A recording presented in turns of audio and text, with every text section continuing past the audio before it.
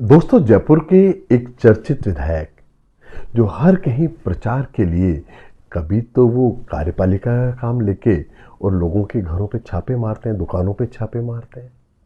और अब तो उन्होंने हद कर दी जब वो शियाओं के एक धार्मिक स्थल के ऊपर बासबुदनपुरा पहुंच गए।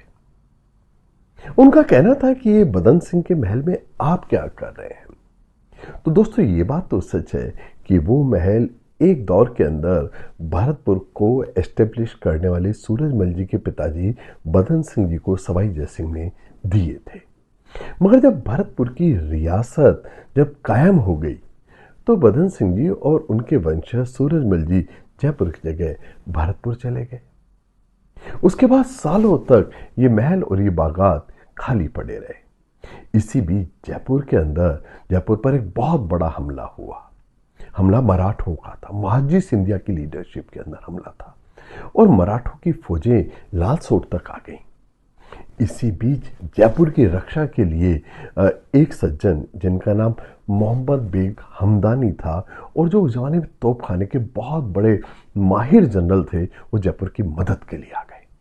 और ना केवल उन्होंने जयपुर की मदद की, वो जयपुर की मदद के लिए आकर शहीद भी हो गए।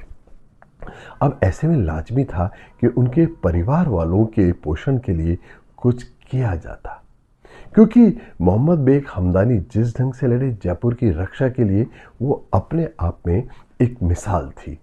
न तो ये निकला कि ये जो बदन सिंह जी को जो महल है ये उनके परिवार को दे दिए गए। कालांतर में उनके जो बेटे थे इस्माइल बेग हमदानी, वो भी जयपुर की तरफ से लड़ते हुए पाटन की लड़ाई में उन्होंने बहुत बड़ा रोल अदा किया। मगर कालांतर में जब उनकी मृत्यु हो गई तो उन्होंने ये सारी जो संपत्ति, ये महल, ये बागात जो उनको जयपुर रियासत की तरफ से दिए गए थे, उनके पिता के शहीद होने पर ये उन्होंने वक्फ कर दिए। अब ऐसे में अगर वहाँ इमाम बाड़ा है तो वो बाकायदा एक कानूनी ढंग से वो काबिज होके एक इमाम बाड़ा है। और वो केवल एक इमाम बाड़ा ही नहीं है, वो जयपुर की रक्षा के लिए एक जो इंसान शहीद हो गया, लड़ते लड़ते जो शहीद हो गया, जो उसका पूरा खानदान जयपुर की रक्षा के लिए मर मिटा, ये उसकी भी याद है। अब ऐसे में आप बिना ये जाने, मैं मानता नहीं कि वहाँ के जो विधायक हैं उनको ये बात पता हो कि हवा महल को बनाने वाले प्रताप सिंह की मदद के लिए कौन जयपुर में आया था।